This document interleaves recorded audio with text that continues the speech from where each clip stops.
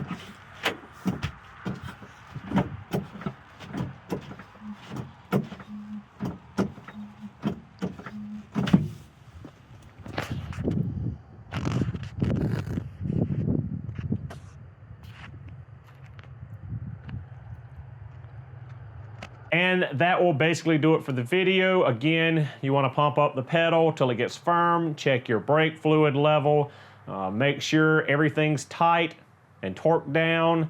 Before you go do a test drive, when you do the test drive, you need to bed in the new brake pads. And that's a procedure that has kind of gone to the wayside. People just slap brake pads on and give it back to the customer. But the old way, the way I was taught back in trade school, was to go out somewhere like a side road or something that's 35, 45 mile an hour.